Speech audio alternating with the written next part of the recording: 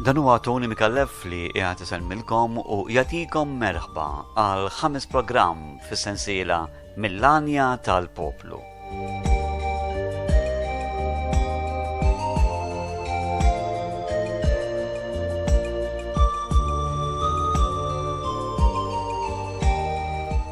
Kif intom is-semmija għaddiet ġim oħra dan jfisser li aħna qegħdin hawnhekk biex inwasslulkom edizzjoni oħra ta' dan il-programm li issa qabadsew grazzi il dawk li qegħdin jibatulna feedback anka permezz tal-posta elettronika tonymicallef@gmail.com. Tony Micallef kelma waħda it-triżar. Intant l-edizzjoni tal-lum tal-programm Mill-Għanja Tal-Poplu l-istess elementi, il-kanzunetti mill-edizzjonijiet tal-Għanja Tal-Poplu għandna daqsxejn ta' differenza llum. Għandna intervista ma' wieħed mill-pjunieri ta' dan għall-festival, imma dwar dan aktar tard.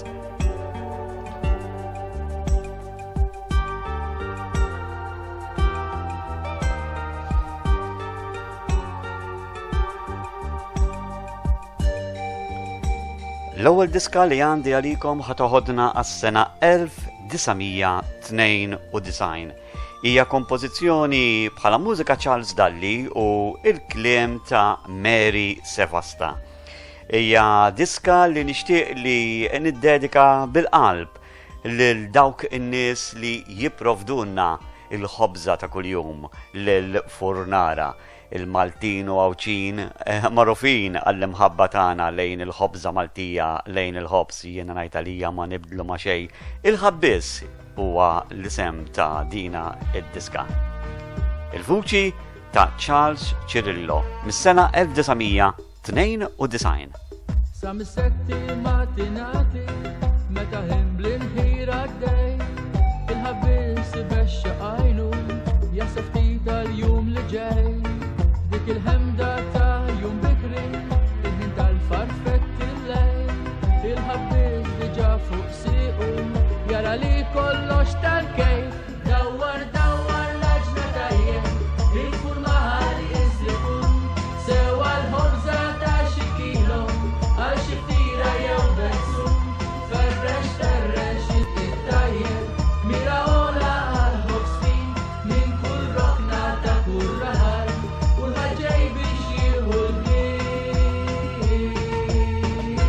Il-forn jitma b'qabda ħata li ġibulu ta' kuljum.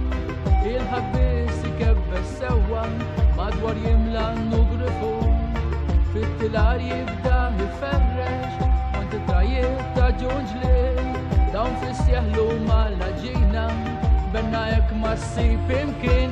Dawwar l-aġna tajjeb, il-furma ħalli jisrikun, sewa l-ħobża ta' xi kilo, għal xi ftira jew bezzum, ferrex it-tajjeb, mira ola għal-ħobż fin, minn kull rokna ta' kull raħal, kulħadd ġej biex jieħu l-jien.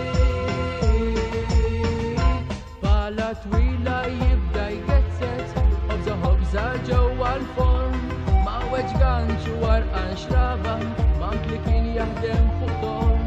M'għandux festi, m'għandux weekends, mank xi frank ġurnata biss. Minn filgħodu sa flaxija jimla l-forn ma' kif imiss. Waħda b'dixxi mqarru nsalza jew xi qaq friski mill-baħar. Min xi bdix patata mħawra, oħra trid pizza ejwan. Dawwar l-aġna tajjeb, il-furma ħalli jisrikun, sewa l-ħobża ta' xi kilo, għal xi ftira jew bezzum, ferrex it-tajjeb, mira ola għal-ħobż fin, minn kull rokna ta' kull raħal, kulħadd ġej biex jieħu l-jien. Dawwar l-aġna tajjeb, il-furma ħalli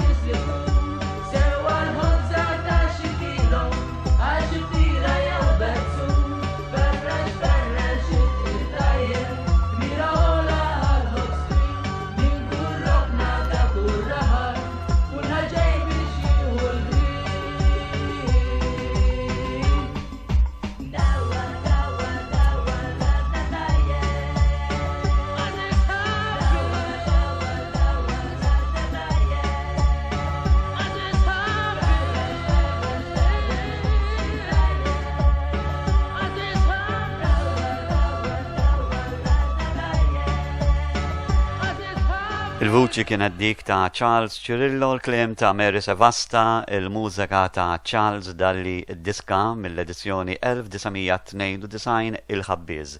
Nirrepetu dawn id-dettalji għaliex hija ħaġa tajba li nagħtu krettu lil min kull min kien involut f'dawna id-diski. Ħafna drabi jindaqqu d-diski mingħajr ma jissemmew l-awtur jew il-kompożitur, u anke ħaġa sabiħa wkoll li niftakru is-sena għaliex min ikun dawk iż-żminijiet żgur li jieħu pjaċir iġeddet it-tifkiriet. Ħanersqu aktar viċin tagħna is-sena l-oħra propja, is-sena 2012. Kenna kompożizzjoni li il-kliem kienu ta' Rita Paċ u il-mużika kienet ta' Mark Lawrence Zammit. Il-vuċi hija ta' Maria De Bono. Is-silta verament sabiħa. Mhux illum. Maria De Bono.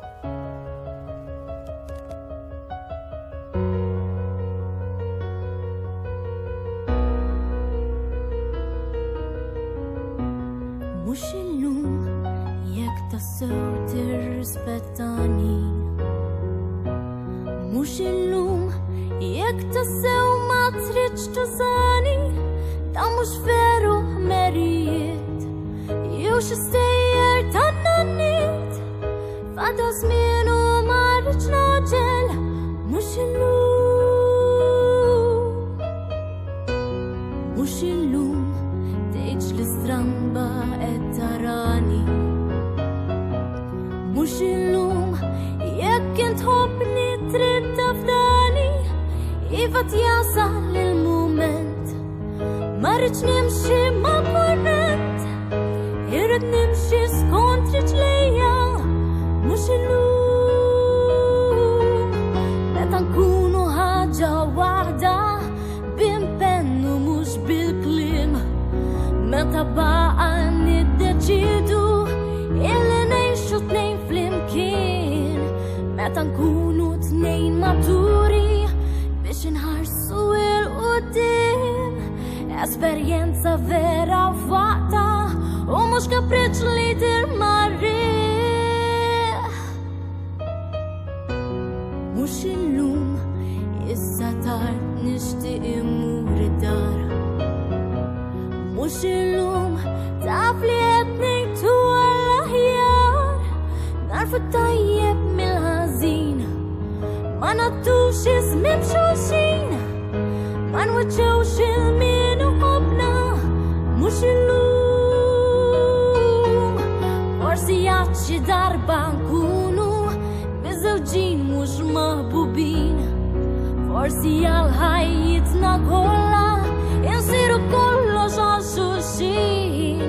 U b'impennu bil-fiduċja dan ikun rika sabiħ. U minkejja xejn ħadd ieħor huwa dan li nemmen fih. U l-lejla ġol karozza ġewwa kumtu barra ksieħ. Sibna runa f'okkażjoni faċli kumplament insih. Taħsibniex li inta l-ħadid u minniex miġbuda lejk. Għax jimpalek qed nitqanqal u nixtieq li nibqa' ħdejk.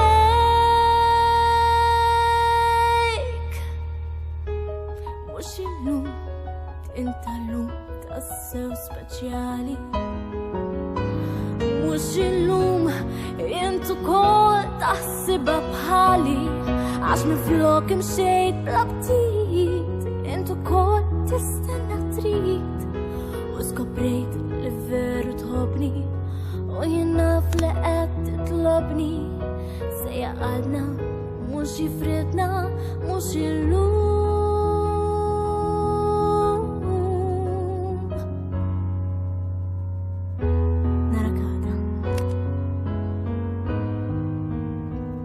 الليل الطيب نحبك.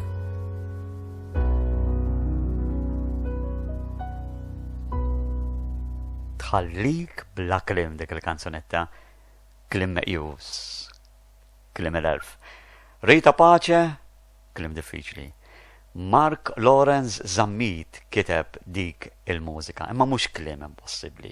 Il-vuċi verament sabiħa ta' Marija De Bono. Fil-fatt Marija s-sena l-oħra fl-edizzjoni tal-Festival L-Għanja Tal-Poplu kienet rebħet il-premju tal-aħjar interpretazzjoni. L-isem ta' dik il-kanzunetta mhux illum.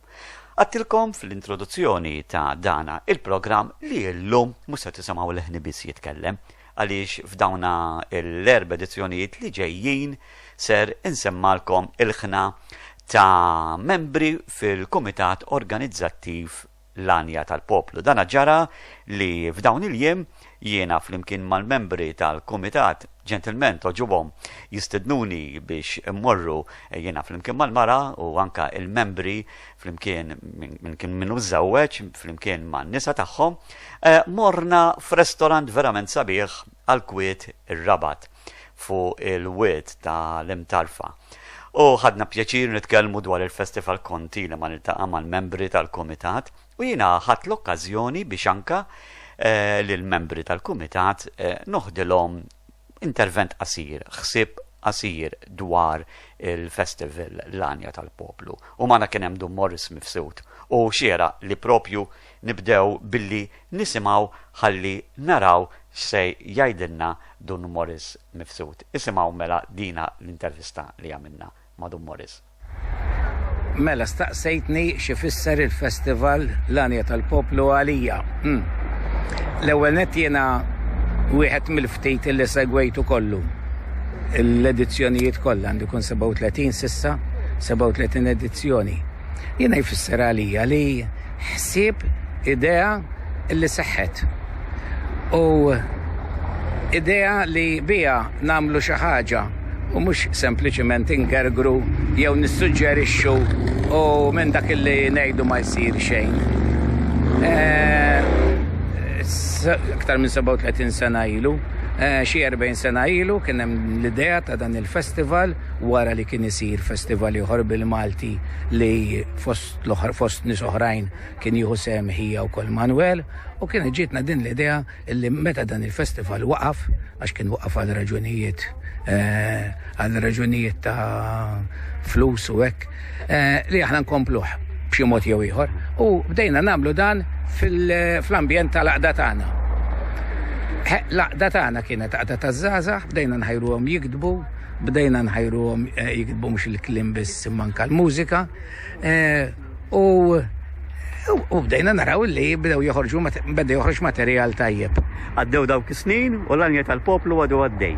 Ekku, fil-fatt imbidel ukoll, imbidel il għaliex imbagħad wara xi 20 sena ftaħni iktar għal-nies għal kulħadd u issa ir-riżultat huwa dak li hemm illum. Ġifieri festival li jipprovdi post lill-awturi u lill-kompożituri biex jistgħu jiktbu u jipprovdi lill-pubbliku Malti numru sabiħ ta' kanzunetti bil-Malti kull sena oriġinali li jistgħu jagħtuh pjaċir u jesprimu fisem il-poplu Malti dak kollu li jkun għaddej mill-ħsieb tal-artisti li jikdbuhom. Bħala il-missier ta' dan għal-festival, jew inkella wieħed mill-missierijiet. Wieħed minn dawk li bdejna. Wieħed minn dawk li bdejtu. Għandek xi ħolma li għadha ma seħħitx fir-rigward ta' dal-festival u tixtaq seħħ? Mhux li tgħid. Fis-sens jiena kull sena nagħmel il-festival, kull sena naċċetta u niddiskuti l-idejat ġodda li joħorġu li jibqa' sejjer. Għaliex jekk jibqa' sejjer żgur li jinbidel u żgur li b'xi mod jew ieħor jibqa' jaqdi l-bżonnijiet għax inkellek ma jkunx qed jaqdi l-bżonnijiet veri imut. Ġifieri li jibqa' sejjer nixtieq. Dak li għedna intu jien dik il-lejla kollha l-wien, dak li għedna intu jien. Jafu biss il-blat arwien, dak li għedna intu jien, jafu l-mewġ ta' ġoleri. Dak li għed li dakinhar ma kien xejn bħal dak li sar. Forsi jien ma nafx xi trid, ma nixtieqx li naf xi trid, ħadd ma jaf kemm naf xi trid. Dejjem tgħid kemm inta jien, tqum u torqod mingħajr kliem, dejjem tgħid kemm għadda żmien. Kellha d-dinja tagħna tnejn u li fejn ma ridna xejn. Kif nista' ngħix mingħajr mħabbel ma jiġri fil-widin? Kif tista' tgħid li għadek tħobbni għad trajt dar mingħajr bibien? Jekk ma nkunu qatt flimkien. Ftakar biss li dakinhar bix-xemx niżla wara swar, int kontet li dakinhar. Illi bħali ma tarax, isbaħ minni ma tarax, hekk kontet li dakinhar. Naf li llum m'għadniex li kont, int ukoll m'għadekx li kont. Kif nista' ngħix mingħajr mħabbel ma jiġri fil-widin? Kif tista' tgħid li għadek tħobbni għad trajt dar mingħajr bibien? Jekk ma nkunu qatt flimkien. Għax int kont l-ara li ddawwarni, kont in-nifs li ngħixu bih. Kont isħab u l-kliem sabiħ, kont il-ħolm li tagħmel.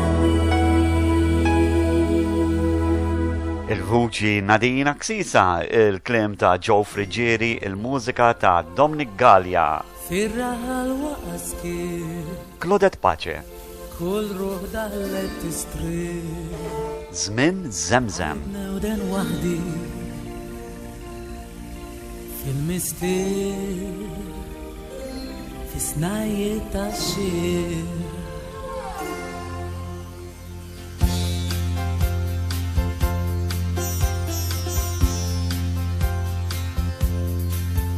Ħajja, min jaf kemm kejjel drab, min jaf kemm tfajla ma' kull tifsila. Barbir jqarwes ras in-nies li mqas tistħajlu fis, jaħsad in-nokli. Min se jkabbes il-fanali fejn skataw il-ħasselin, m'għadniex ngħixu fi żmien Zemzem, spiċċa żmien tal-karozzi. Notat jħarbex elf kuntrast, jqalleb elf ritrat fl-arblu dar-razza.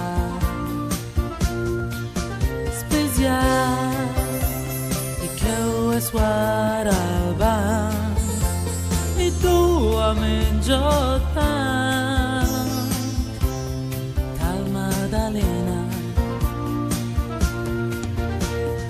Min se jkabbes il-fanali fejn skataw il-ħasselin, m'għadniex ngħixu fi żmien Zemzem, spiċċa żmien tal-karozzi. Min se jkabbes il-fanali fejn skataw il-ħasselin, m'għadniex ngħixu fi żmien Zemzem, spiċċa żmien tal-karozzi. Ir-raħal tal-lunas u stembaħan oskwit, sejjes ta' xjater spiċċa f'sir ta' żmien innani.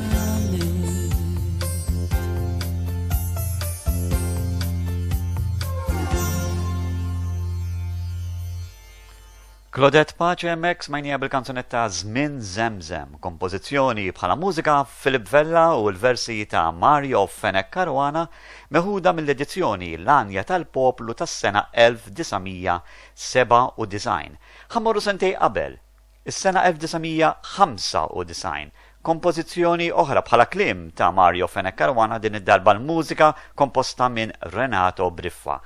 Duett ħellu bejn Debbie Sherry u anka kantant ieħor Mark Tonna.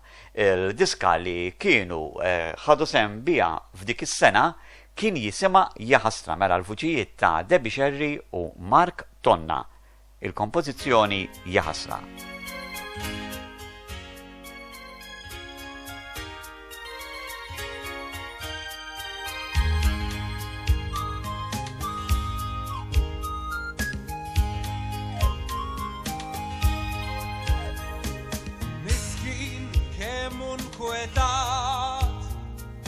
Kull bejn idur sfrakassat, tazzru għaddej fuq il-ħmar, ħasbu f'fatat. Jizzeglek mal-karettu, donnu xambek min artu, jaħsat is-silla u l-qam, ħasbu miġnun. Jofroq l-ċuħ bil-moħrit, jizra l-pastat bejn il-wit, jaħleb il-baqar u n-naċ, jaħkem dal-post sigrit. Fejn edha dina l-ar, fejn qiegħdan il-bidwi,